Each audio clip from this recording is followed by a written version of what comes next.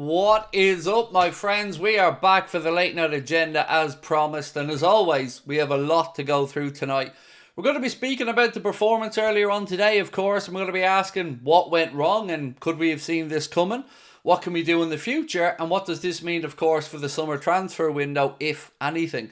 It's always difficult not to overreact in these moments and not throw the baby out with the bathwater. But there are problems that we feel as a club have been there all season and are now coming to the forefront again at the end of the season. So we're going to try and figure them out.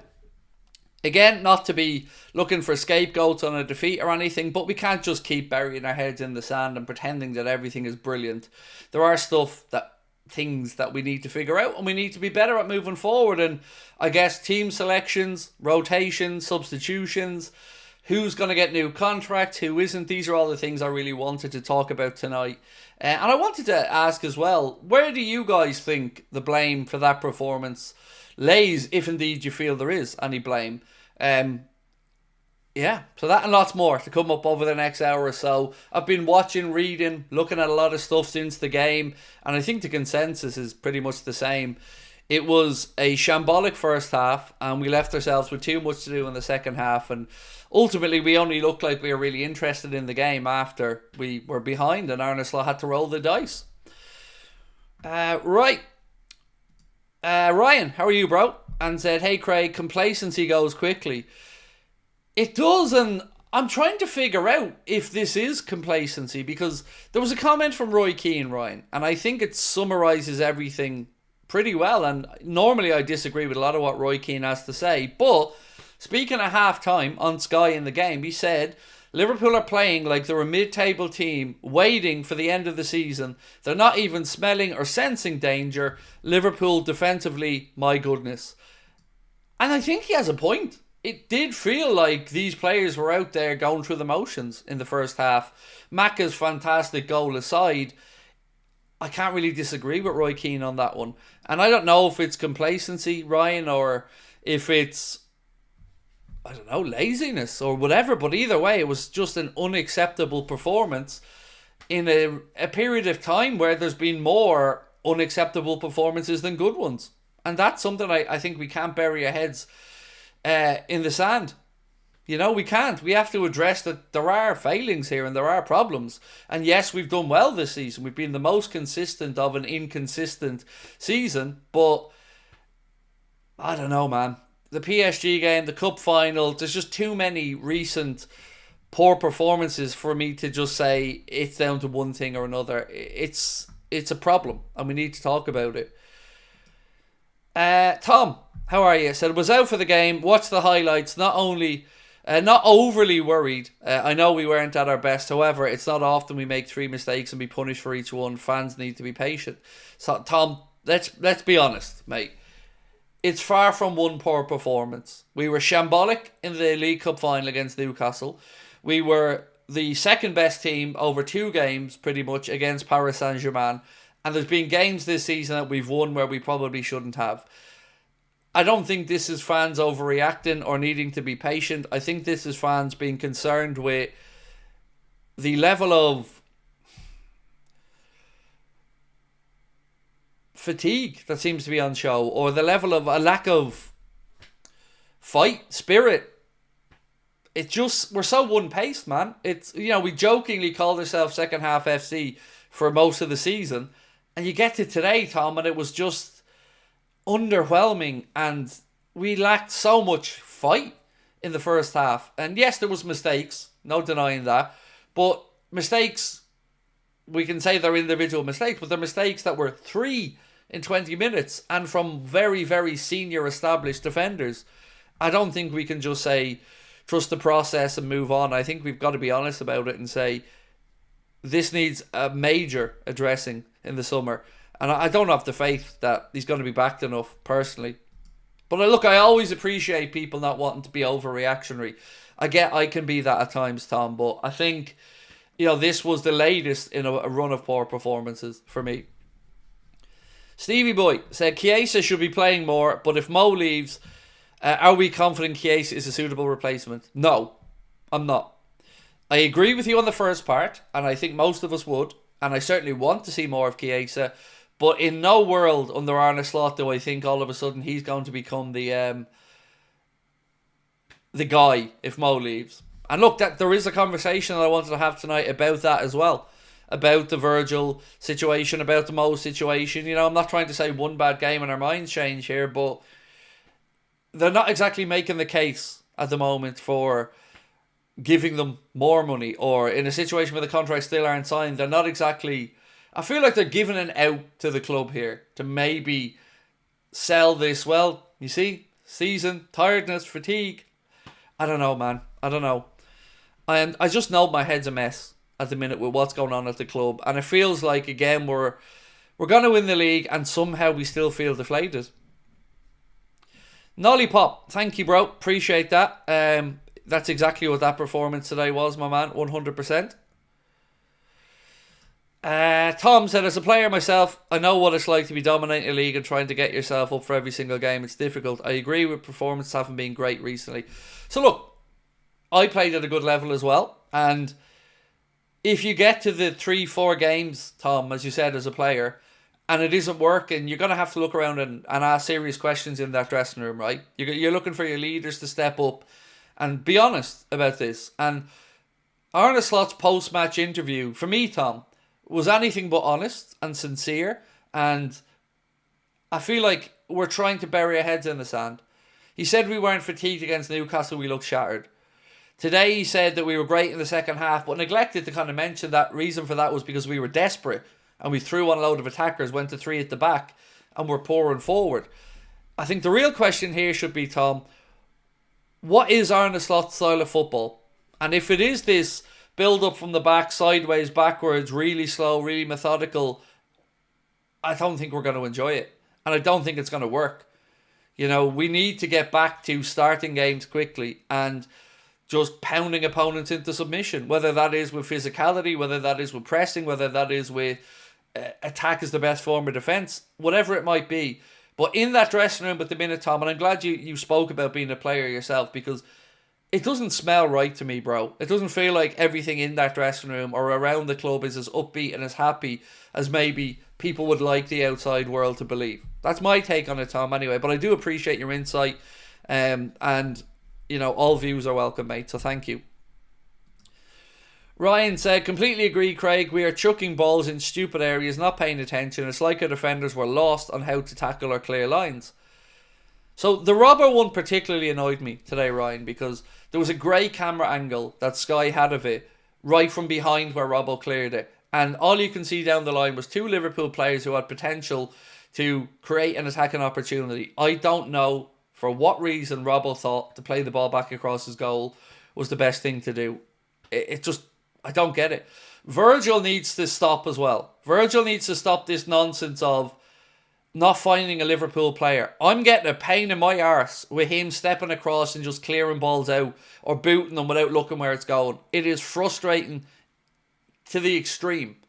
And we are, and I've said this for a few years now, I think one of the worst headers of a football as a team that I can think of. We never pick out a player. We never find a player from a corner anymore. We should be a real handful from set pieces, and we're not. We're blunt. But yet we consistently just throw in these aimless crosses. And the lackadaisical attitude of Virgil's defending and the way he just sweeps a foot and clears it, it bugs me. Same with Canade. Canade gave away a corner with a sliced clearance that wasn't even difficult.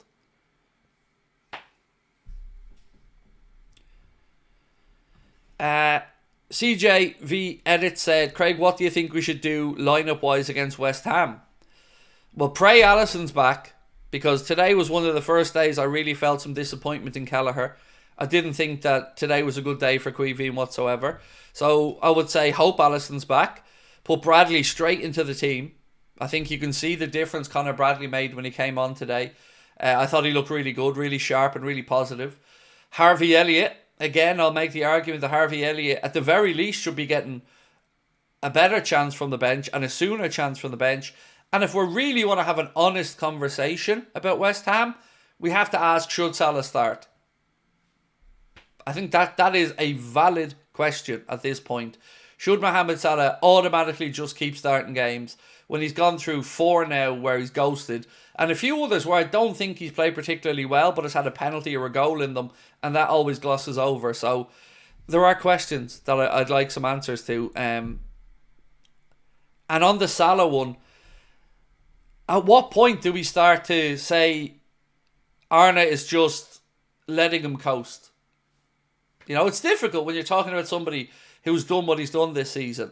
But we are also talking about in the here and now, and he hasn't been there for the last 4 weeks. He just hasn't.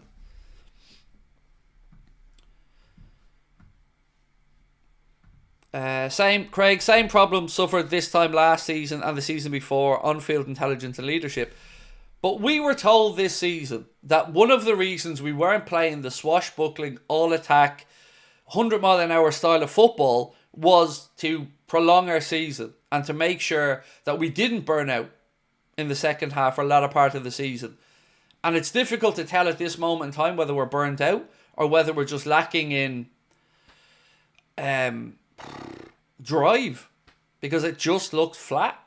And you know, if we did have anything else on the line this year, and if the Premier League wasn't already sewn up, you'd be concerned. Right now, we're going to limp over the line, it looks like. And I've got more questions than answers from today's performance, because that's 3 losses in the last 4 games. That's not good enough. And one of them was a cup final. One of them was us getting knocked out at home in the Champions League, getting beaten by PSG. The Everton game wasn't convincing, but we got the job done. And then today, you go 1-0 up, and to defensively collapse like that in 18 minutes was embarrassing. Josh said, we'll still win the league guaranteed. Absolutely. No doubt in my mind, mate, that we'll do that. But the big question that I'd like to say is, or ask you guys is, are you concerned going into next season? Because we will win the league, as Josh said. But are we going to win it and bounce into next season, feel like we're going to defend it? Because at the moment, I don't think we are. And I don't feel like we're going to do it. And again, if we're hoping and praying on the big summer transfer window, it's a lot of faith to be putting in people that haven't really delivered for us so far. And these owners don't seem the type for me to want to win at all costs. They seem to want Champions League football and the money that comes with that. But big decisions this summer. So, yeah, let's start off with the Salah question, I guess, for the first poll tonight. So, let's just ask this one.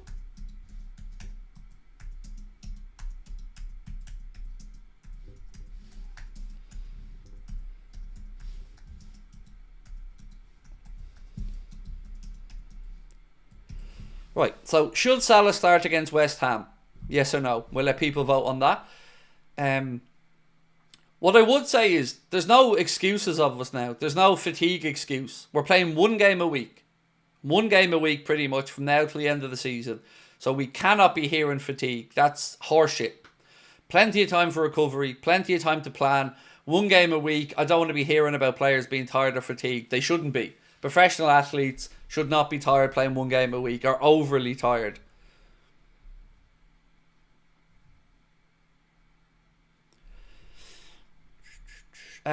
James said we lose to West Ham and then I'll worry. Look, I don't think we have any need to worry this season. I don't. But I have concerns going into next season because, you know, what is Arne Slot's style? That's what's confusing me here. If his style is to keep possession and be patient and not concede and create 1 or 2 things, that's far removed from the style of football that we've become accustomed to and the way that we've played in recent years. I don't know. I just feel we've gotten away with it at times this season. And whilst I don't agree with people saying that this has been the poorest Premier League season, yada, yada, yada, we do have to sit here and say that even our own standards this season, we've won games where maybe we shouldn't have and not been as convincing. Like, when's the last performance that you guys remember sitting back and going, fuck, wow? Or the last time we blew a team away in the first half and sat back and just thought, that was impressive.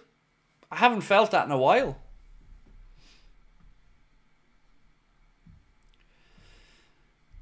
Colin said, "Oh, Craig, this team squad is finished, and I mean finished. Some of it is." Leverkusen game, said Joshua. Spurs game, said Nathan. City game, said Stevie Kirkman. Bournemouth, said Paul. I'm not convinced with this style, but have the players burnt out, as in early season they look good? It's a fair question, but the whole, again, I'm going to come back to the whole point of the style of the way Arne Slot plays was supposed to stop the burnout and the injuries and the fatigue. Now, it's definitely kept tabs on the injuries. Definitely, I'd say we've improved in that regard. But do we look like we're fresh at this point of the season or anywhere close to fresh? I don't think we do. Latif, how are you, my friend? Said Jota's hold up is shocking. Robbo should be replaced. I think Robbo will be, but I would still keep him over Costas. I'd bring in the new starting left back, a younger one, be it Kirkes or whomever, and I'd keep Robbo till his contract is up anyway at the end of next year, and then maybe look to bring in another left back depending on what's happening. But you would need another one. But I mean, it's to what calibre? Is it a young one coming through, or is it another 26, 27-year-old to keep whomever the new left back is honest? Stevie Boy said, big second season for Slot and the owners. Back the manager or we are done. It is going to be a very big second season, and one that is going to come a big expectation, Stevie Boy, because right now we're going to win the league, right? So that's the metric now. That's the measuring stick for Arne Slot. His time as Liverpool coach. Let's see what happens next season. Because right now, I don't feel we're going into next season to win the league title. Now, it's impossible to really quantify that without seeing the summer window. But we look a long way away from being fluid or even having an identity in the way that we've played recently.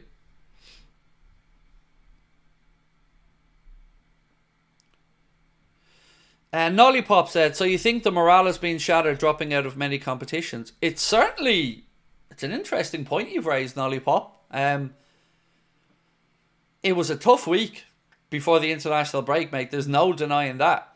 And I guess then if you're Virgil or whatever, you get knocked out in the Nations League as well. And so you're gone off the back of disappointment in the cup final and then the Champions League's last 16. Then you get knocked out with your country from the Nations League playoffs. Yeah, it's a good show.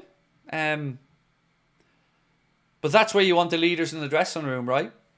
For me, the first time I really became a little bit worried about Arne Slot was when he spoke after the League Cup final and he said that we didn't look fatigued or tired. And I just thought, that's not right. That's not true. Newcastle ran all over us and they looked far more up for the fight than we did.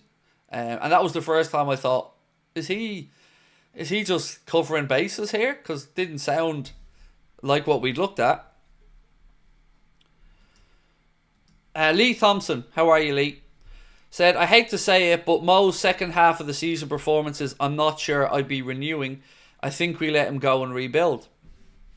I'm really, really struggling, Lee, to figure this one out, because whilst what you've said has absolute credibility, I'm trying to remember, is this unusual for Mo?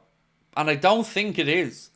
You know, again, I don't have the numbers to hand to back this up, but I feel like we have this conversation every year around this time of the year with Mo, and that he doesn't follow through the whole season. And again, if you look at it, I guess, from a numerical perspective, you can look at it and go, well, the numbers were good, but you want the numbers to be good at the business end of the season, where there's stuff to be won. And this season, and I don't have the numbers for last season to hand, but I feel like this isn't a uniquely this season problem for Mo. Just my take on it. Barry, how are you, bro? Lovely to see you back in again, and thank you. Said, Jota's injuries have caught up. Darwin is Darwin. Chiesa and Elliott, offensive players, not trusted. Now throw in the main man has fallen off a cliff in performance, not just goals and assists, and you have a big problem. Again, I think that's a fair statement. Certainly does look like when Salah isn't in the goal scoring form, we do struggle for anybody else to step forward. And looking at it from a striking perspective, Barry, you're right. Not enough from Jota this season. Not enough from Diaz this season, although I believe this is his first season with 10 Premier League goals. And Gakpo, well, that was worrying because Cody was awful. And we know he's better than that. So, yeah, Jota just doesn't look at the races. And I'm moving closer and closer to the point of wanting Diogo to be sold. Because I do think that refreshing attack is needed. And to do that, Jota and Darwin, I think, both need to be replaced. Mary said, we have the same conversation nearly every year. Colin said, it's not just Mo, the entire team seems to have gone on vacation. 100%. Sorry, I certainly don't mean this to sound like I'm just thinking about Mo. The only reason I'm asking about Mo starting the next game is, well, because if it was any other player, I don't think they do start. So, football is a what have you done for me lately business, and you can't survive off reputation alone. And yes, Mo had a great start to the season, but, Canade today, wow, that was worrying. And it just added to my belief that we really need a centre-back now. Because it didn't even feel like Arna was willing to take off Canade and put on Kwanzaa at all. So again, we're looking at more players that he doesn't seemingly trust. And I think I've come to the conclusion that he doesn't trust Kwanzaa for two reasons. One, half-time today, he didn't hook off Canade and bring him on. And two, he hasn't utilised them at right back in the last two games. Now, I'm not saying doing Jones was the wrong option. I think Jones has done admirably. But you can see again, the first choice there in his mind wasn't to go straight to Kwanzaa. And that, again, tells me that maybe the manager just doesn't really believe in him.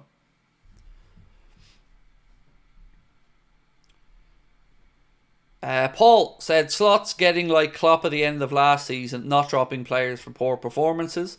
And that worries me, Paul, because I don't know what type of message that sets. If you're in a dressing room and you want to talk about standards, and you want to hold standards, well, you have to set the tone there. And by allowing a player like a Virgil or Mohamed Salah to not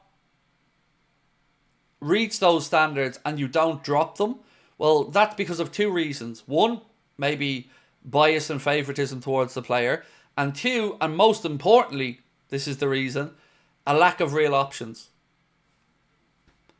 So, if he was to drop Canade or Virgil, who's the real option there? Or who's better phrased actually, who's the one putting pressure on them? Nobody. And same with Salah. And I've said this about Salah's situation in particular for years. There is nobody breathing down his neck. Nobody putting him under pressure. And he doesn't even have to worry about Chiesa because he knows the manager doesn't trust them. Average Norwegian. Welcome to Anfield Agenda FC, my friend. So let's look at the Salah poll. It's an interesting one, this. We'll wait till we get up to 1,000 votes, but if you can, please do vote away. And the question was, should Salah start against West Ham? And I want to ask another question about morale when this poll is over, so I'll move on to another one about morale. Let's talk about a transfer for a minute. Because Anfield Index today mentioned that Liverpool are considering a move for Barcelona's Fermin Lopez as they prepare for the potential departure of Harvey Elliott. So again, we're hearing more and more conversation about Elliott moving on, or at least the club looking to move Elliott on. Now, I have to be honest, as much as I watch quite a bit of Barca, I've never paid much attention to Fermin Lopez, but thoughts? One, I very rarely believe any links to us signing a Barcelona or Madrid player because we don't do it very often. But I do hope the club are certainly looking for other creative midfield options.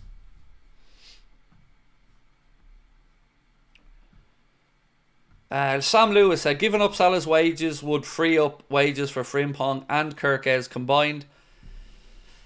I always worry about falling into that trap of allowing FSG to do the bare minimum and phrasing it in a way that makes it look like they've done something good. The money should be there for these contracts regardless, for your Frimpongs or your Kirkes or whomever. Because let's not forget about all the money we have already saved on the wage bill. So again, we go back to last summer and the 3 contracts who weren't renewed and the lads left. On top of that, we've had the whole season where they haven't renewed Virgil, Mo or Trent, so they haven't increased their wages. They haven't given Canade a new deal on bigger money. They haven't given Diaz a new deal on bigger money. So there's definitely got to be money there. And I don't think we should be looking to scapegoat Salah's wages for something that's already there. I think if we're talking about Salah's wages and what you could do with them, then the answer should be bring in a superstar forward. That will be my answer, and amortise that over the course of 4 or 5 years.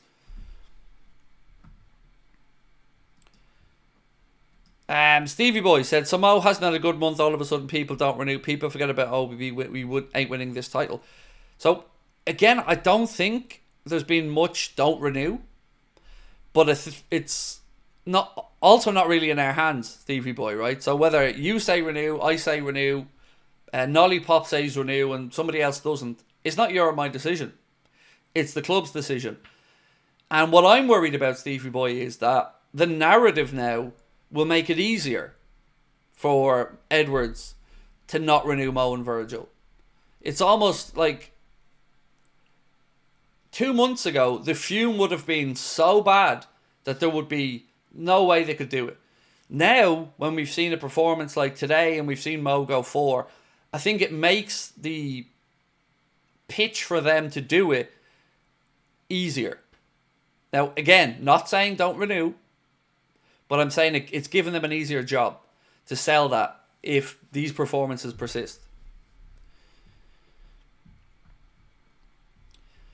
Colin said, Craig, after this loss today, should these contracts be renewed? I'd say no. I'd say yes. But I got to make something clear.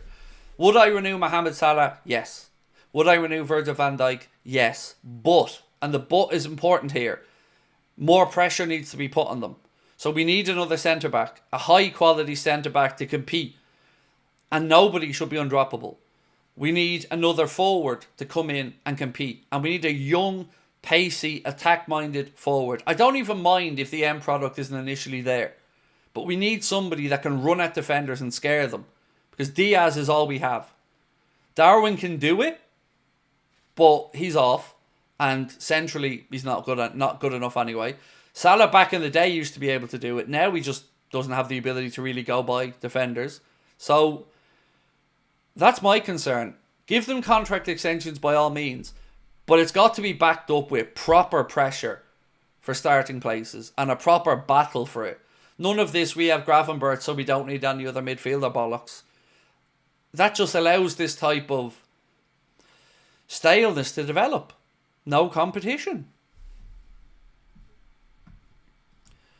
Stargirl said, it's because we play Salah too much. He's never rested. Dad will not say we've won the league. Been disappointed before and glad Arsenal drew and not won. I get where your dad's coming from. We would be different in our viewpoints on that one, but I do respect his opinion. You know, you think back to that Arsenal season where they beat us 2-0 and whatnot. So, you know, I respect where your dad's coming from. I would disagree. I think it is done. But on the Salah stuff, I think there's no excuse this season for Salah being fatigued. And I'm going to explain why I don't think there is. He's had no international tournament. He had a free summer where he could rest. He has 1.5 international breaks that I can think of this season's international breaks that he hasn't had to take part in. So he's had some rest in that regard as well. And let's not forget, when the lads came back from international break, we pretty much had a week then before the Everton game as well. So I do think the fatigue stuff doesn't wash with me for Mo this season. Because he's been rested. And he's had chances. Now, you can talk about him not being rotated. But that's because the manager doesn't trust Chiesa. Doesn't think Elliott can play in the right. And as Stevie Boy said, if we didn't have Mo, particularly in the earlier part of the season, where do all these goals come from?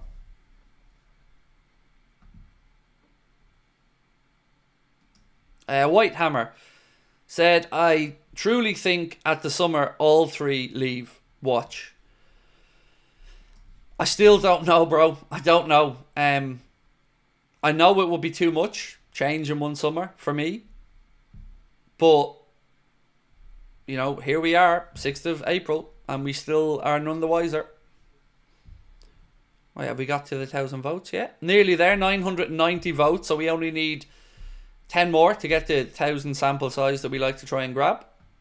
If you can, drop a like for me as well, folks, on the stream. Appreciate you jumping back on this evening. Right, 995, nearly there. 998. There we go. Thank you, everyone. So, the question was, should Salah start against West Ham? And with over 1,000 votes, 66% of people think Mo should not start against West Ham. And I would be in that group. Now, I want him extended. I'm certainly not saying Mo's finished. I want him extended and I want him to stay. But he does need to be taken out of the firing line, to say it kindly, against West Ham. Because he needs to kick up the arse, in all honesty. Same as any other player who feels like they don't have to have a standard or reach a standard to be played every week. So, let's look at it this way. Let's say he's dropped next week and we don't find a breakthrough and he comes off the bench and scores. Well, then you've still stepped forward. You've still got a reaction. But what we've seen from the last 4 weeks is the same old. Just nothing. Get the ball, try to run at a defender, play it off his knees out for a throw. Get the ball, cut back, go back towards Virgil van Dijk and the defenders. Now, there was some fair points made earlier on about the difference in Salah after Bradley came on. And I do think that was noticeable. I think Conor Bradley, being willing to commit to get forward, was able to link up a lot better with Mo and Elliott and others. And again, Trent not being there is most likely impacting Mohamed Salah as well. So there is some scope for understanding here. It's not just me trying to throw somebody under the bus. Latif said, rest is a lazy excuse when we don't play well. Exactly. And you're about to win a league title. You know, you should be. Winning is a good habit, and winning is something that I'm sure keeps morale high and energy levels up. Whitehammer said, we all know Michael Edwards, 32, 34, no new contracts. Oh, I have no doubt in my mind, mate, that Edwards would move on Virgil and Salah. No doubt in my mind. I'm hoping that Arna has a bit of weight in this conversation and we can get them to stay, because absolutely I believe Edwards wouldn't blink and would move them both on. Again, Edwards might be right. You know, I can't say that Michael Edwards may not have a miracle up his sleeve that makes us all look foolish. So again, we're talking about big leaps of faith here. But I got to say, for me anyway, Edwards has enough credit in the bank to have some faith shown in him and his decision making. Hughes, I don't know yet. I'm not sure what to expect there.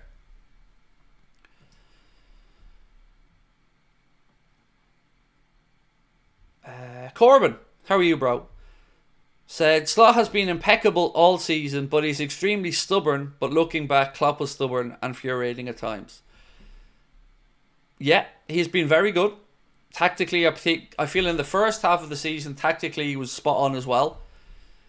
I just haven't agreed with some of his assessments. And it's hard to know, Corbin, isn't it? Because are these public assessments to kind of take the pressure off his players? Or are these his genuine feelings? Because if he doesn't feel that we aren't playing well, I'd be concerned about that. Mukrab said, I think the bigger impact for Salah was 100% Elliott. Their relationship on and off the pitch is great. I remember when Elliott scored the Champions League, Salah was the one celebrating with him. Fair, yeah. I guess they kind of coincide, but you are right. When Elliott came on, when Diaz came on, when Bradley came on, we livened up a lot. Who would you want as a number 9 in the summer? Said CJV Edits. You know the answers. The answers are Isak or Julian Alvarez. After that, I'm having to take a leap of faith because I don't know enough about Hugo Ekitike I'm getting mixed reviews on him. Actually, the more French people I speak to, the more worried I get. On top of that, you've got Cunha, who is a bit of a wild card.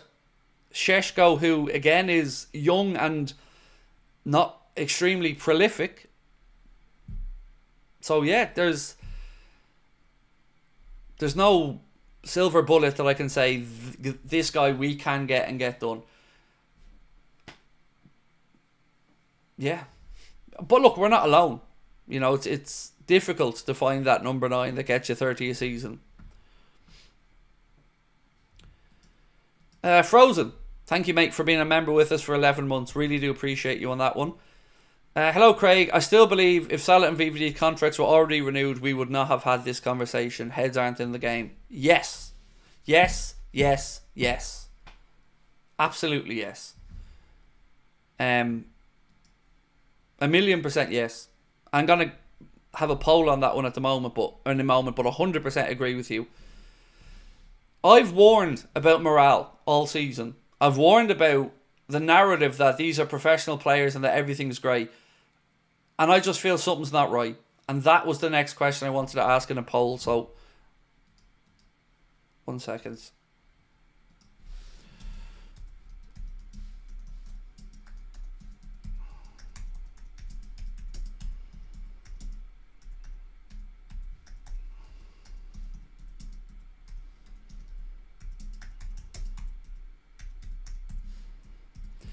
So do you think there is some frustration behind the scenes at the club? That's the question I'd like to ask, because I don't have a black and white question. Like, is it the contract? Is it the manager's selection? Is it the owners not spending the money? Is it Trent's impending departure? You can interpret this question however you want, but the question is, do you think there's some frustration behind the scenes? Right, Corbin said Klopp was also reluctant to sub off Salah. Yeah, and I get it. I absolutely get it. You don't see Messi and Ronaldo being substituted often either. So I do understand it, that it's also a respect thing. But at what point does it become a problem? And at the minute, Salah's form is a problem, because we've shown that he's the one that gets most of the goals, and if he's not firing, well, we have a bigger headache because nobody else is really chipping in with enough. Football Manager Insider, thank you, sir, for your super chat. You said, hi, Craig, do you think the players have down tools because the competition hasn't been great from Arsenal? I also think the contract issues are to blame. I think it's only natural that you feel you've got one hand on the trophy. And I think that it's only natural that as human beings, maybe you've eased up a little bit. But that's where leadership comes in, and that's where squad competition comes in, because you shouldn't get to feel this comfortable. But I think it's a really interesting point you've raised. I think there's definitely some validity to it. And also, Arsenal have let us off the hook. There's been a fair few times this season where if they had have picked up wins at certain times, the pressure on us would have ramped up. So I think what you've said, along with the contracts, makes sense. So Whitehammer said, Diaz and Canade want elite money and they aren't elite. I figured it all out. In Edwards we trust, guys. He's done it before and he knows what's needed. So Diaz has been earning a modest wage, and I would say has been our second best attacker this season. So him asking for upwards of 100 grand, I think he deserves. Canade is a strange one, because sometimes he looks like a Rolls Royce. Sometimes he looks like he could walk on water. He can do it all. And then other times he looks flustered and panics. And today, he looked all over the shop. Right from minute one.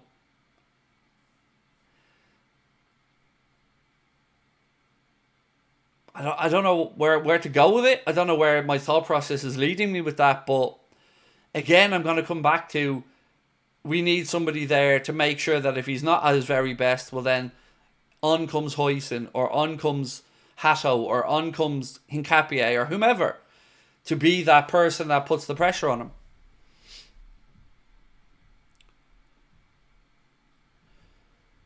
Maybe the Trent situation has shaken the team and made them think about their own future, said Steve. Evening, Craig and Connor. I was very disappointed with that performance. Was absolutely shocking. I hope the manager needs the players in tomorrow. They must do better, said Michael. And thank you, Michael. Samuel Elliott said, of course things are not right. Salah and VVD haven't been re-signed. Trent has his bags packed and his furniture is on a boat that's pulled into a Spanish port. And Canade's contract, the uncertainty over the goalkeeper situation at the club, the uncertainty over the captain at the club, the uncertainty over Mohamed Salah at the club, the likelihood of Trent departing, the question in their minds of will these owners step up and back the manager adequately to rebuild properly in his image, on top of the disappointing last month. I think all of these factors together probably culminate into some of the reasons why we're seeing what we're seeing. Isn't Isak injury prone? Yes, absolutely. For me, you can't just sign Isak. You've got to have Isak and then somebody else to cover, whether that's somebody like Delap, whether that's somebody like Jayden Dans maybe. Yeah, that's a fair shout as well. But yeah, he does definitely have injury concerns.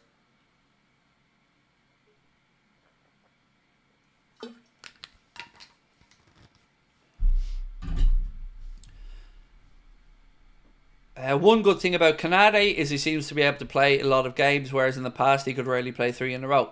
I've thought that as well this season, Steve. Certainly feels like some of those muscle injuries have been limited this season. And that could be down to the good work of Arna and Ruben Peters, to be fair as well. Nick, thank you, Nick, for your super chat, my friend. It's very kind of you. Nick said, hi, Craig. Slot's style is good, but depends on certain players. The performance has been lackluster, maybe with the players' way of revolt from what they're used to. It'll be interesting to see what the summer is like. Am I right, Nick, in saying that in his second season at Feyenoord, in that summer, he made a whole raft of changes to the squad? I remember, I'm sure I seen something like 13 or 14 players were changed in and out. And I guess this will come down to whose vision the club are going to back in the summer. Is it going to be Arne Slot saying, right, my midfield needs this and this. The way I like to play in attack, I need this player, that player, and that player. Or is it going to be Richard Hughes and Michael Edwards saying, we know your style, these are the players that we think are going to work, and who has the final say on it? These are interesting dynamics, Nick, that I'd like to see, and I'm interested to see play out this summer. Mark Harding, how are you, Mark? Said, team looks burned out. Szoboszlai looks like a glorified version of Emre Can. There's been a lot of talk about Dominic Szoboszlai today. On a lot of forums, you know, I've been reading up since the game. I was on the Echo comment section. I was looking on the Athletic, looking through a couple of other chats. And I think Arne Slot was justified in taking off Dominic Szoboszlai today. But I don't know, man. I have a soft spot for Dom, and I don't know if I'm overlooking some of his deficiencies because of his work rate.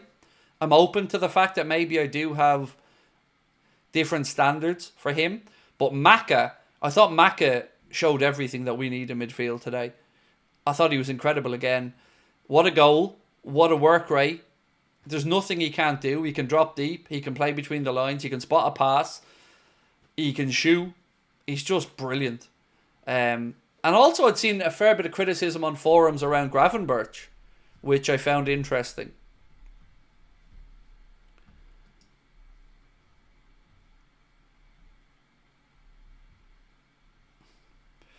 Then if Isak is an injury-prone player, is he really worth going for? We won't be signing him, so I don't think we need to worry about it. I would be absolutely astonished if they signed Isak this summer, even if Newcastle don't get Champions League. I'm certainly not expecting it going into the summer, mate.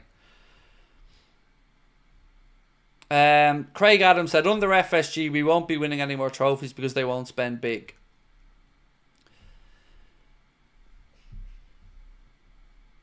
I don't agree with the not winning more trophies, But I do agree with you that they're not going to spend big and do what needs to be done. They're cheap. And they only react when the Champions League places are at stake. That's my firm belief on these owners, that they would rather fix things with a bare minimum and a sticking plaster than build for an era of dominance. And it was, again, that subject came up on a few platforms today as I was reading through, and a lot of people think the same thing. There are more reactionary owners who have ran this squad and rinsed everything out of them over the past 6, 7, 8 years, where your Hendersons, your Wijnaldums, your Fabinhos, whomever, and done the bare minimum to replace when it's time to replace. And that is to the detriment of everybody. And that isn't good enough. And they've gotten away with way too much. And they've gotten away with sitting on their hands for too long. Because managers have overachieved, and that's bought these spoofers, these cheap owners, time. Can I expand on the Grafenberg's criticism? Yeah, some people just don't see what he does. Now, I do, and I disagree with them.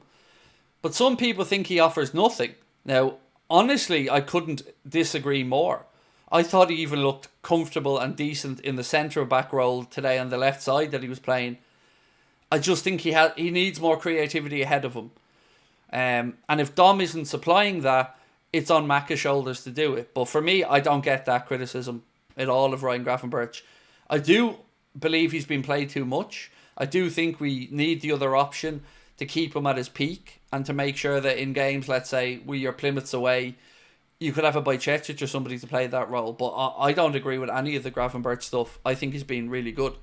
In fact, I said this yesterday. I think he was like the man of the match for us in the first 8 of the 10 games this season or something like that on the channel when we voted for it. Dave said, I would not drop Mo. He's our only consistent scorer. I would give Mo a pass during the games in Ramadan. With Trent injured, we never seem to attack down the right-hand side, which doesn't help Mo. There's definitely something to the last part of what you said there, Dave. And we kind of touched on it earlier. I don't know if you were in the stream at the time, but he certainly looked improved after Bradley came on and Elliott. So there's definitely something to what you've said.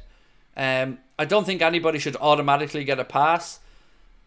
And on the Ramadan stuff, this is such a difficult subject for me as a non-Muslim to discuss, because it isn't something in my culture, it isn't something I've grown up with, it isn't something that I will ever fully understand from a physical perspective.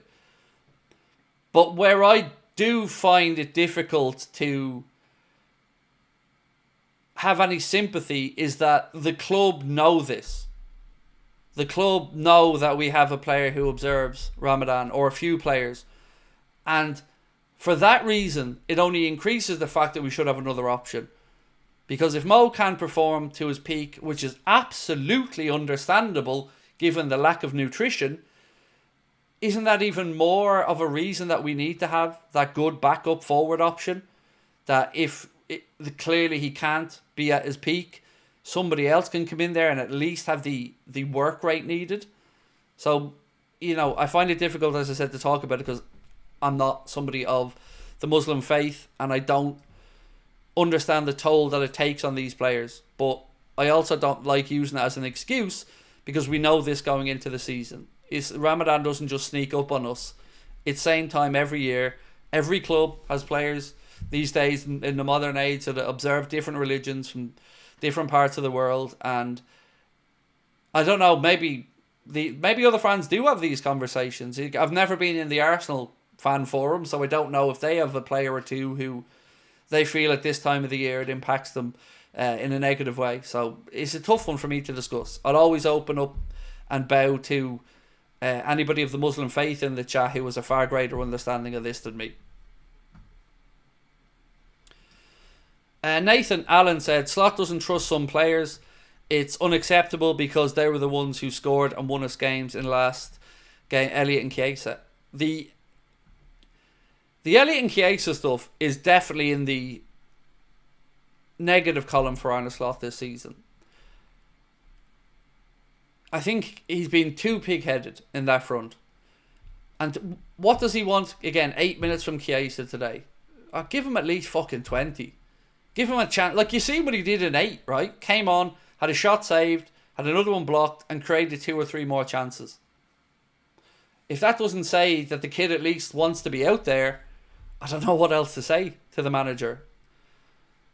And again, Elliott came on, made a difference.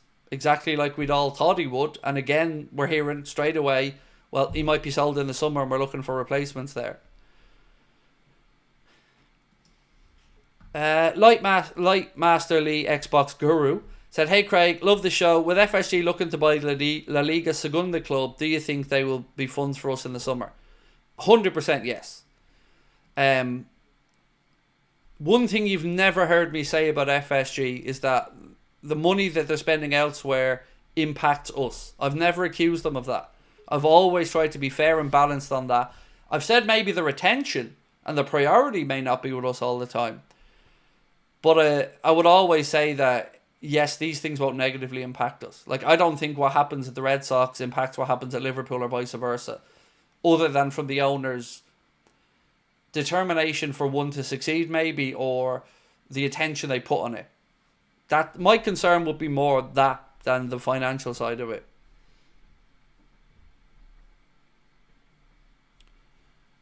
But thank you, Lee. Appreciate you. Steve, Aldersey said, I keep forgetting you're in Canada, Steve. Honestly, mate, when I see your image come up, I was like, oh, there's Steve, and then I forget you're in Canada. We need a ton of signings and renewals to improve.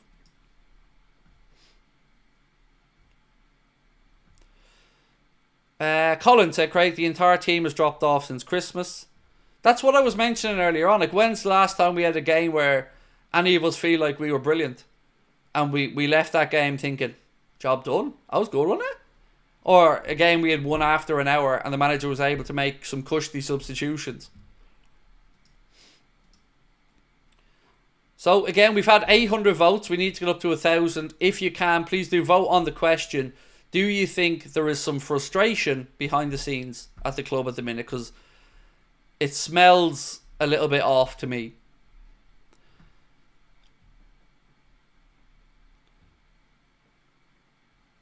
I don't know how to pronounce this one. It's a HB Score TV. Welcome to Anfield Agenda FC, sir. Appreciate you. Craig, would you swap Salah for Isak and Nico Williams right now if you could? 100% yes. I think everybody in the chat would. Because with both of those, like, best case scenario for Mo was 2 more years. So would I take Isak and Nico Williams? Absolutely. Because you're talking about the future. You're talking about players who have 6, 7 years in Isak's case, and then Nico Williams, who probably has 10 years left at the top level.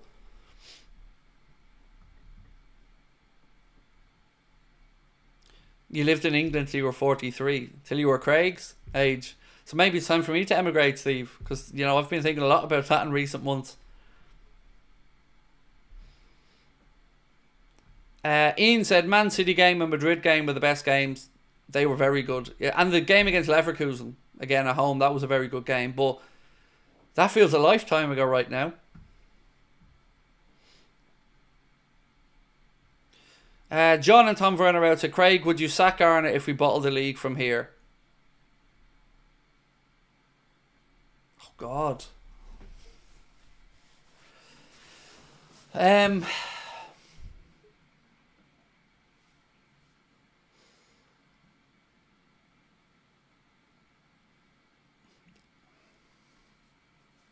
I don't know. I don't know. I think it might depend on exactly how that capitulation happened.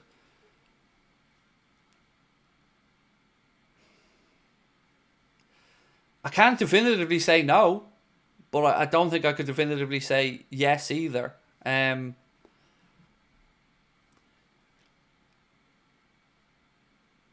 think you're definitely into the territory of, if it doesn't start... Well, for one, you'd probably, if you're the owners, be a lot more concerned about the summer spending and who's making those decisions. And then you'd probably be thinking, are we going into next season with the owner again not fully backing the manager and looking to see how we start next season? I'd probably say no, but he'd be on you'd certainly be on a warning. And you'd certainly be thinking, you've got to get the summer right and get something big next season. Because the ridicule for if that happened would be deserved for a start. But also, I don't know how we'd cope.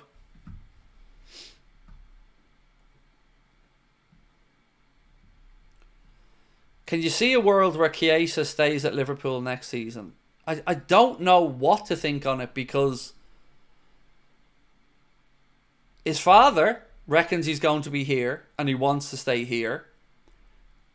He's got 3 years left on his contract, and if a player doesn't want to leave a club, you can't make them. So the more pertinent question for me is, are we going to get any honesty from Arne Slot about this situation with Chiesa and why he hasn't looked to play him more? And if we don't get that clarity, and the manager doesn't want to utilise him, sell him. If Arne doesn't want him here, sell him. Regardless of what you or I think, because it's just a waste of a space and a waste of money, and the manager's been clear in his thoughts. So I would say do what the manager wants in that situation.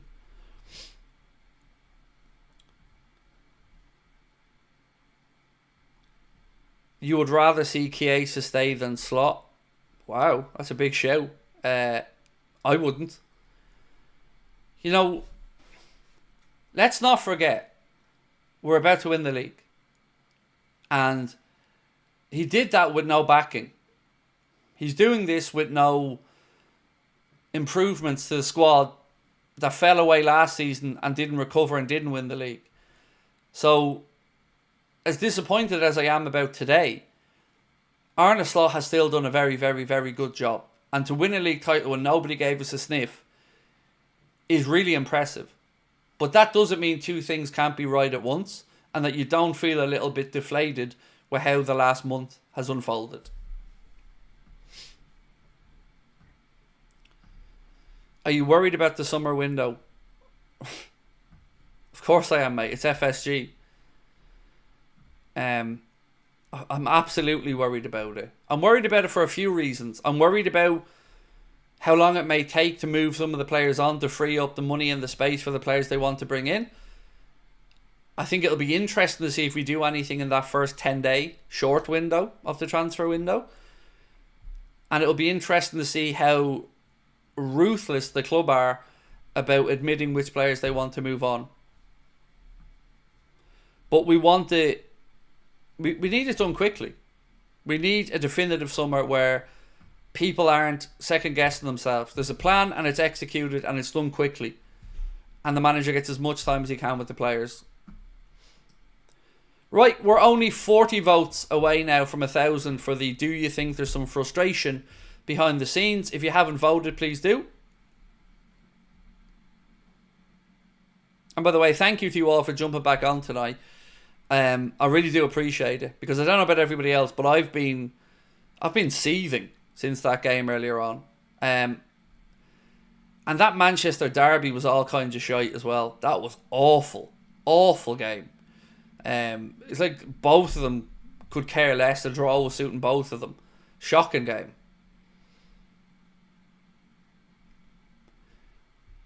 So 6 more votes to go. 5 more.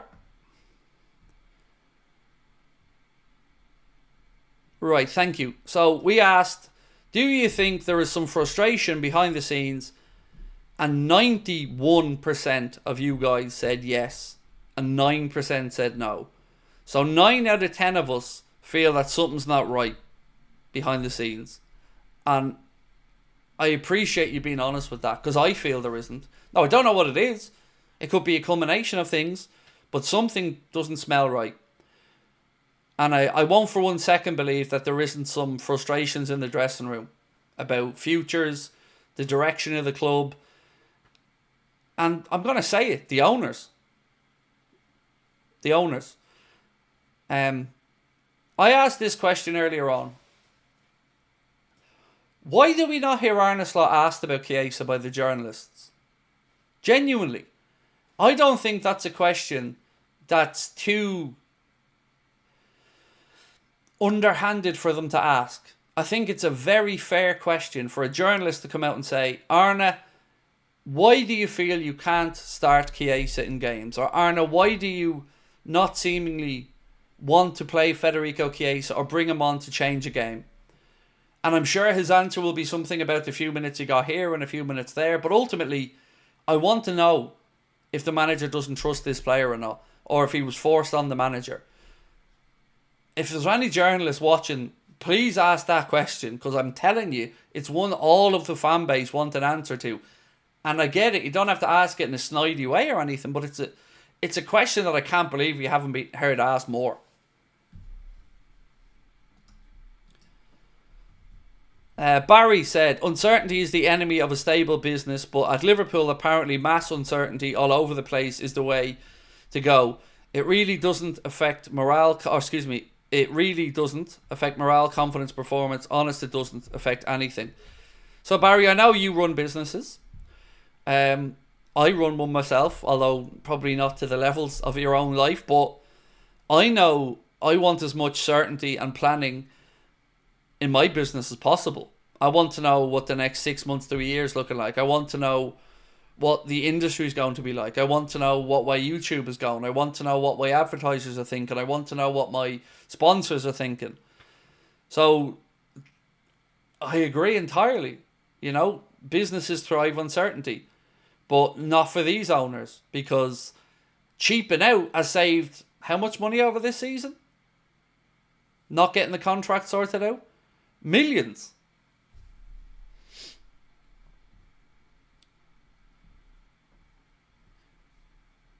Chiesa didn't do much coming off the bench, but that's not his fault because he doesn't get time to marinate. I think Chiesa did more than enough today coming off the bench in 8 minutes plus stoppage time. Had a strike that was saved, had one more that was blocked, created a couple more chances, and put himself about a lot more than Darwin did. So I think if you couple today's little cameo from the bench with the cup final, there's no justifiable reason to not play Chiesa over Jota. None. Like, the options are Jota, Darwin, or Chiesa, and two of those have had more than enough chances this season. How do you think we can get Isak based on money? We're not getting Isak, mate. There's no way Cheapness FC is paying £150 million for Isak. It's not happening. Will no doubt there'll be some version of a story this summer that said if he had have been available, Liverpool would have spent everything they ever could have ever possibly spent. Like, there will be some bullshit variation of that, where if he was available, oh, you wouldn't believe the millions. Oh, geez, there'd have been FSG had been making it rain. But he wasn't available, so here's Jonathan David.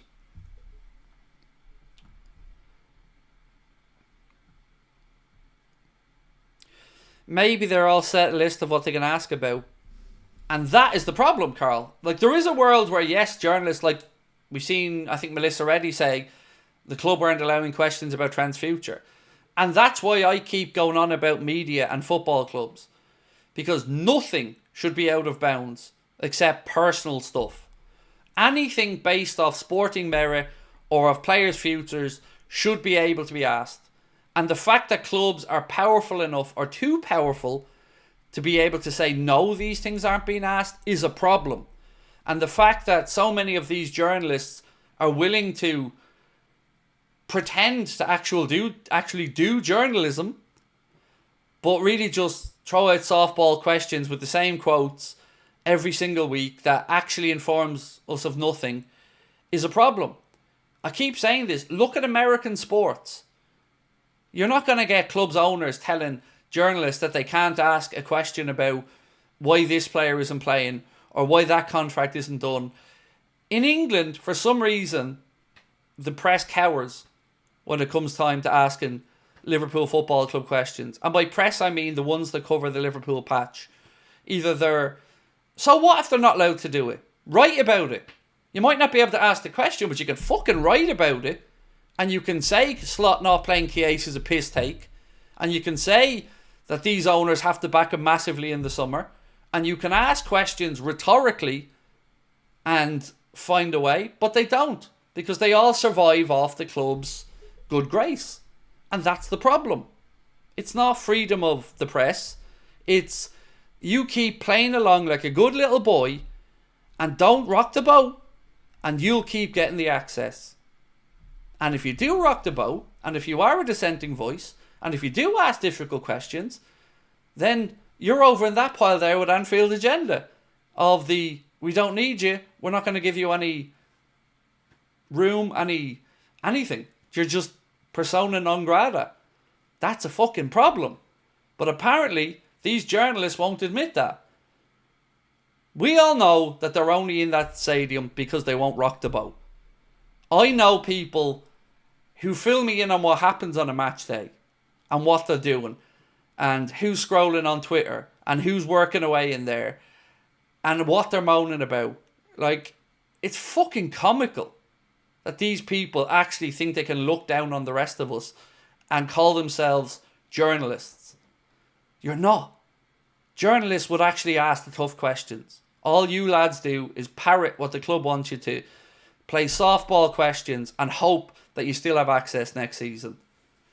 Well, if any of you, and I mean this sincerely, if any of you journalists out there covering Liverpool want to make money and want to actually improve your life and carve out a name for yourself, one in credibility, then ditch the access and start asking the pertinent questions. And I promise you, you won't see your readership grow quicker.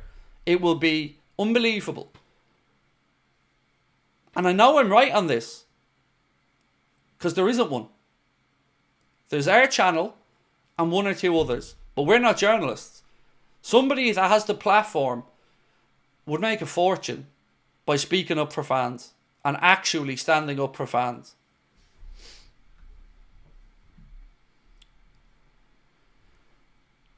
Michael Dunstan said, we need all Liverpool fans to support Liverpool to be one voice to tell journalists they need to ask questions to do with players and who we sign.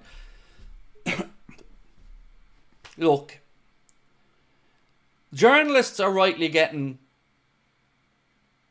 how do I say this? So, you know, if somebody comes in and calls me fat, right? And I get tetchy about it. There's two reasons why I get tetchy about it. One is someone's abusing you. But two is there's some truth to it. Right?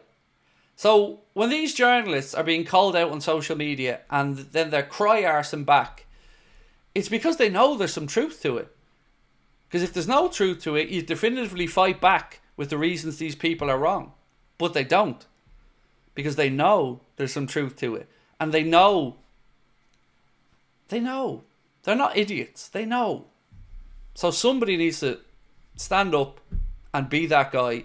And I'm telling you, you make a fortune. But do you get what I mean there?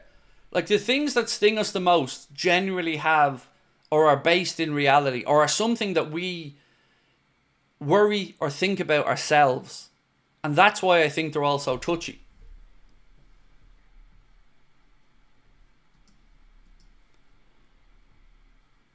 Mark Harding said, there's some friction between Mo and Trent. Trent seems a bit arrogant and a wind-up merchant.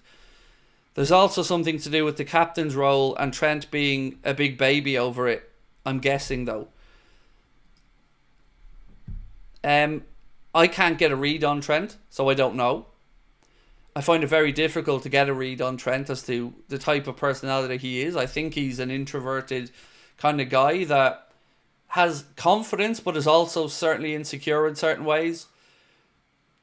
But I don't know how anybody could not get along with Mo if that was the case. I really don't know. Like, I don't understand how Mo could annoy anybody, in all honesty.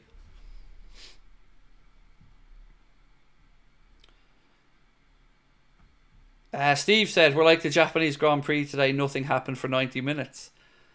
Simon Howells, welcome to Anfield Agenda FC, Simon. Appreciate you. Do people get what I mean about that journalist comment, though? Like, they get very defensive. And it's not really... when they respond back, they're not responding back with, well, you're wrong because of X, Y, and Z. They're responding back with some insults. So, as an example, one of the journalists that tried to have a pop back at me, Dominic King, said something like, well, what about the furloughing of staff? What about the Super League? And what about the £77 tickets? Who stood up then? And I thought, well, not fucking you. The fans. The fans and Spirit of Shankly and everybody else that came together. And then the journalists followed suit because they seen that was the direction the wind was blowing. But in no way did the journalists bring down the Super League. Fans brought down the Super League. And actual journalists. In no way did they start going in on FSG about the furloughing of staff and the tickets until the match-going fans start calling it out. And then they knew they were safe because they had a group of local like-minded people that was already doing the job for them, so they could hide in plain sight.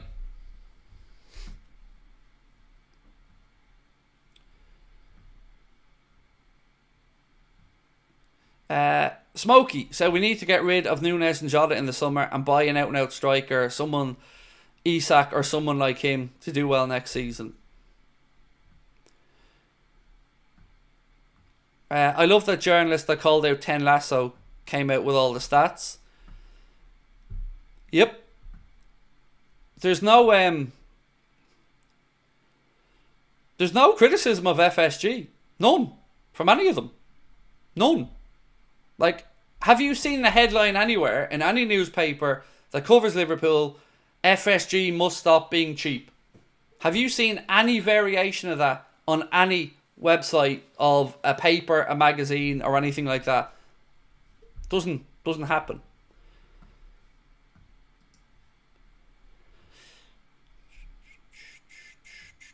David said these journalists think they're in North Korea. I know. So if I went into a press conference and I was told I couldn't ask something, you bet your ass I'm asking it. And then when they tried to shout me down, you bet your ass that I'm getting the headlines out of, why aren't you answering the question? It's a perfectly reasonable question. You know, make a name for yourself. Be that guy or girl who stands up and actually says this shit isn't going to wash. Or else you're going to end up with a sanitized version of journalism.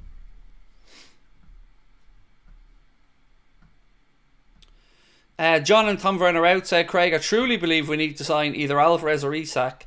They're only level raiser signing up top. I spoke with some German friends and they still don't rate Ekitike as a number 9. So some French people, somebody came into our chat today from France and said it, and a couple of others that I've been messaging with again weren't sure that he's the guy. I've been honest and say I don't really know enough about him, but I'm with you. Alvarez would be my number 1. And then Isak. And then after that, geez, you know what? After that, I'm probably into the Cunha and Delaps, or Ekitike and Delaps, or Sheshko and Delap. But I do agree on 2 of them go now. And Jota should be one of them. Do you think Virgil is being affected by the contracts?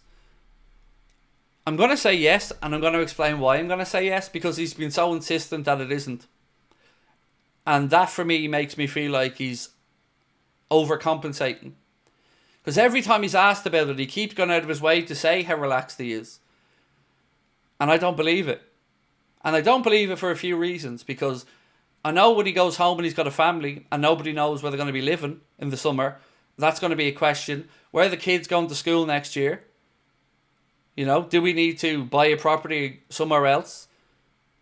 Do we need to close our bank accounts, shut down our utility? All these normal everyday problems that real people have. Uncertainty is no one's friend. And I don't for 1 second believe that Virgil van Dijk doesn't feel concerned about his future unless he knows something that we don't. And that's absolutely plausible as well. But I think he overcompensates by saying how relaxed and calm he is. Because I don't buy it.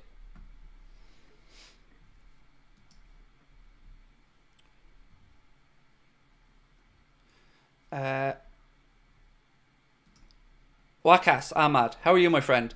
Said, hello Craig, I'm really upset with the whole team and the coach. And I need to say sorry to us fans and say yes, we'll win the Prem for you. I think they need to be honest, Wakas, in the assessment of what's happening. And what's happening has been unacceptable performances for the last 5 games anyway. And that needs to be addressed. And saying that we had a good second half today from Arne Slot wound me up, because we only had a good second half because we emptied the bench and we had no choice but to attack. And they will win the league, my friend, so don't worry about that one. That's my dog just wanting to get outside, by the way, if you can hear him in the background. If he hears a dog or a cat in the back garden, that's the noise he makes till you open the door. Sounds like you're murdering him.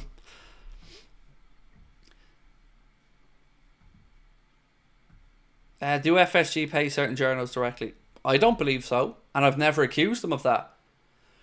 I would never say that they pay journalists anything. I've never said that, but I do feel that they hold the access over them, or dangle the carrot of a potential job at the club in the future or in the past. So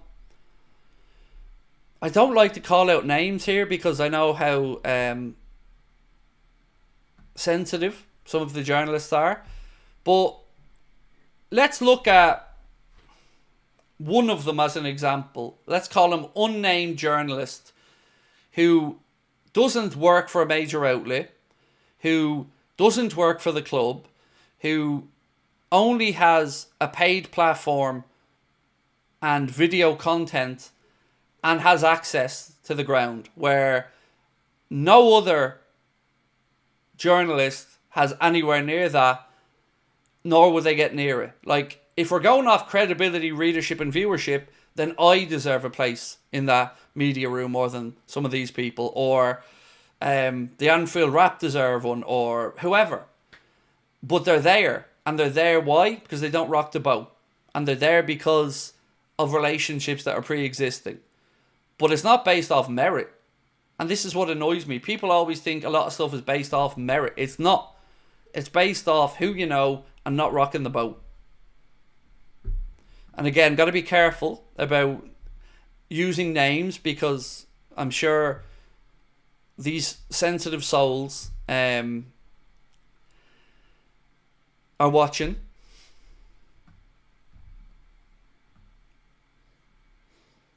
But let me just ask a question, right? So let's say, let me pick somebody in the chat. Let's say Steve Aldersey starts writing a blog and sets himself up a little website and opens up a YouTube channel and starts doing some videos. What do you reckon the chances are of old Steve-O there getting a media pass to Anfield? 0, because most of the ones that get them are from TNT Sport, major national newspapers, or Sky. And the ones that are there because of relationships, and because the club know that they won't rock the boat. Because these guys know if they do rock the boat, bye-bye. Because you're expendable. So that's my point. At what point do you admit that you're a little bit of a cook in this situation? And at what point does your self-esteem come into this and you go, nah, it's not worth it? Because it's not.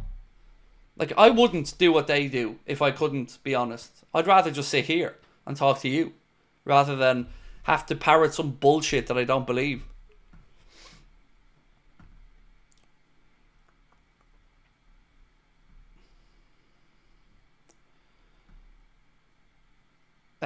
John and Tom Verner out said, Craig, I seen unnamed journo taking shots at Liverpool aggregators after the match because they mentioned their lack of XG post-January. Why is he this angry at people speaking their opinion about the club? So, because in these people's mind, they are better than us. They are the educated, high-esteemed journalists, and we are just mere fans who don't understand the intricacies of football, even though I've played football at a far higher level than any of these clowns and know the game inside out. And many other people do. but they seemingly don't like other people having an opinion, even though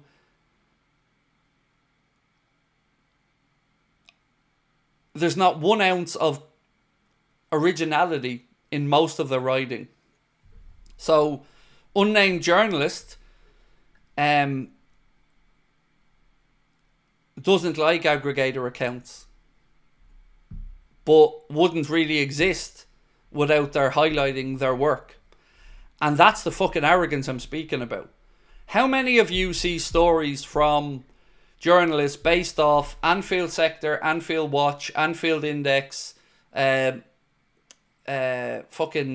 LFC Transfer News, or any of these outlets? How many of you use those aggregator accounts to see headlines from stories and then maybe go read these stories?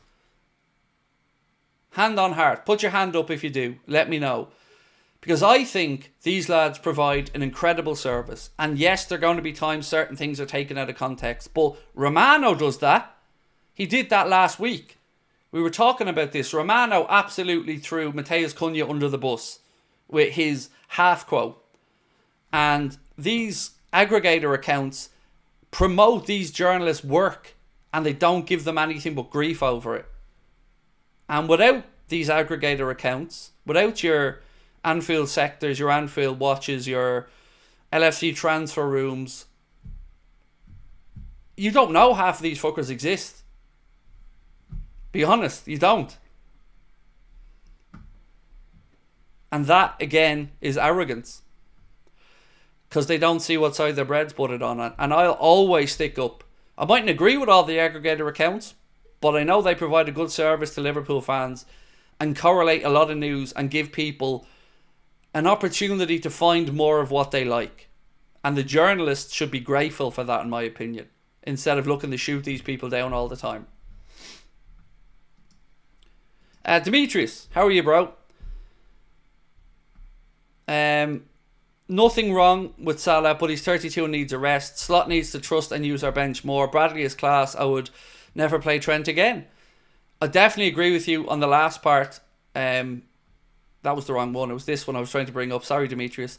I definitely agree with you on the Trent part. I thought Bradley looked a big difference maker when he came on and looked to drive and get forward. So that was really encouraging. You just hope that he can stay fit. Salah getting a rest. Again, mate, totally agree with you. But there needs to be some conversation around why at this time of the year we often see that fall off from Mo. Because imagine if you could do what he does all year, or if we could find a way maybe to rest him a little bit middle of the season to keep him at his best for knockout football or the end of cup competitions. So, a very good comment, Demetrius, and thank you for sharing your thoughts, my man. Monkstown Glass said, that is pure truth, Craig. Absolutely. I know I get a lot of my news from the aggregator accounts that show me Paul Joyce wrote this, Ian Doyle wrote that, David Lynch wrote this, Anfield Rap said that, Fabrizio Romano wrote this. I get loads of information from them because I haven't got time to follow every single journalist, go around, click on, read all their articles, and I'm very grateful for these aggregator accounts as a content creator myself. So if I was a journalist, I'd be looking to keep these lads on side rather than looking to belittle them at every opportunity. Going out calling people bad outlets and going online calling people bad firms. I mean, it's either arrogance or stupidity. It's one or the other.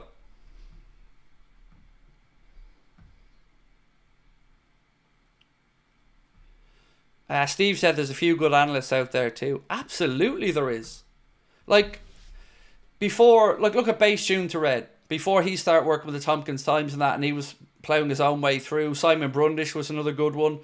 There's so many good, even younger journalists coming through, like Ben Bolchak, who is trying to make their name and knows how to play the game. Some journalists don't seem like they want to move with the times of the way content's being delivered.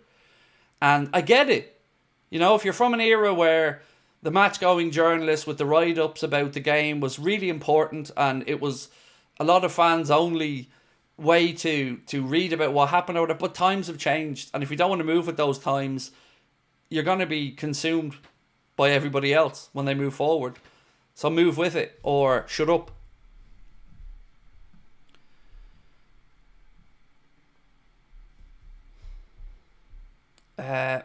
Steve said they're spreading news about the brand. Absolutely. Absolutely. I've found out about a lot of journalists or a lot of journalists or even websites from a lot of these aggregator accounts, and I think they do brilliant work. I don't agree with them all the time. I don't actually know all of them personally, but I think they do a great service for Liverpool fans. Michael said, we all thank you, Craig, for the hard work you put in. Mate, you never need to thank me on anything. Honestly, I still don't know why I have a platform. I said this to you guys all the time. There's nothing special about me. I don't have sources that are earth-shattering. I just try to correlate as much stuff as I can. I try to be as informed as I can, and I try to be as honest as I can. And after that, it's down to you guys. So please never thank me, because there's no need to. Not just a lack of scoring, said Naman, when Salah isn't scoring, lack of ideas creative-wise. Yeah. So the assists have dried up a bit as well in recent times. But again, if you look over the course of a season, or when the season finishes and we look back, Mo will have more than pulled his weight this season. That's without doubt.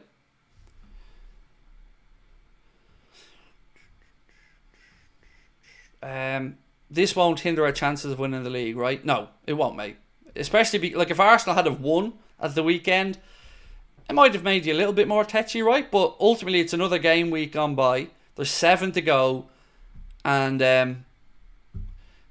if we win 4 of those, we win the league. And we will.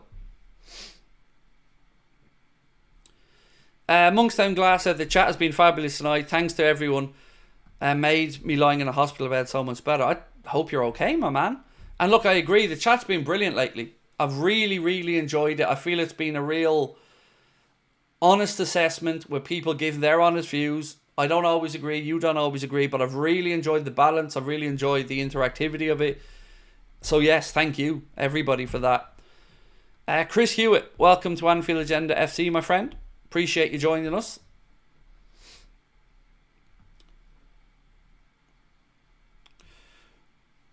Craig, I personally think it'd be harsh to just bench Salah for a couple of bad games.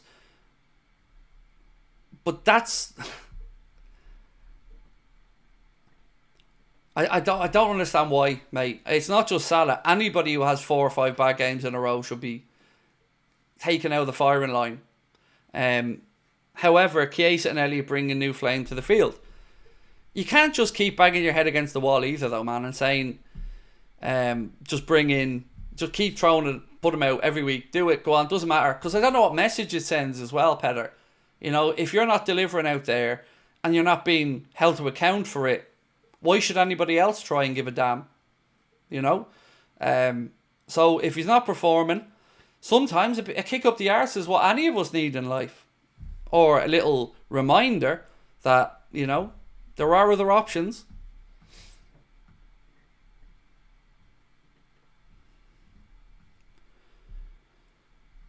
Chris Hewitt said, I can't understand why Slot doesn't sub Salah off when he's playing like he was today. I'm not saying Chiesa is brilliant, but from what I've watched him play, he makes things happen. It would be understandable, right, Chris? If he said today, right, Mo, thanks for the 70 minutes or whatever.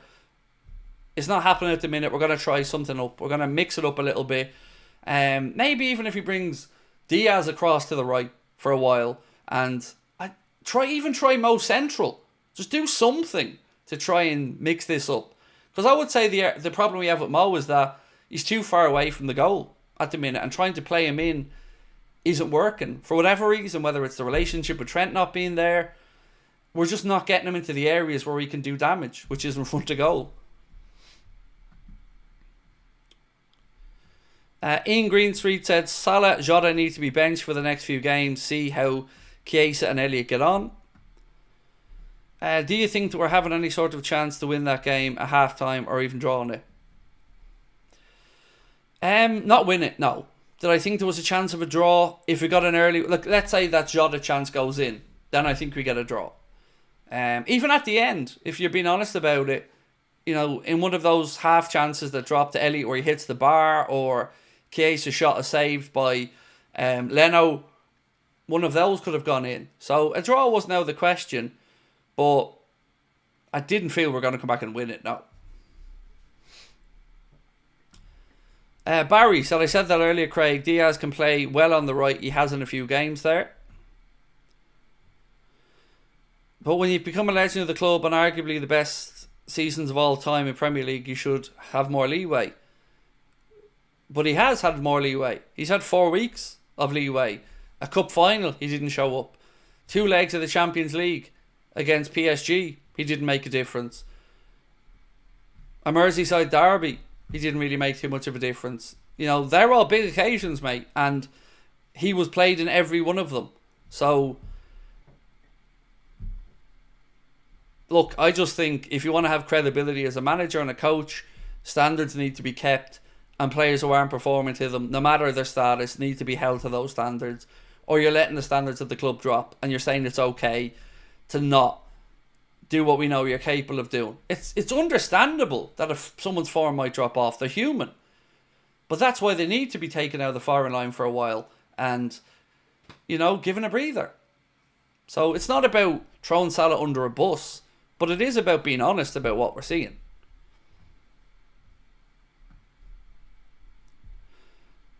Jonathan Werner out said Salah needs benching, but no one slot. He won't rotate the squad. Only difference in the next 11 is Diaz in for Gakpo and Bradley for Jones.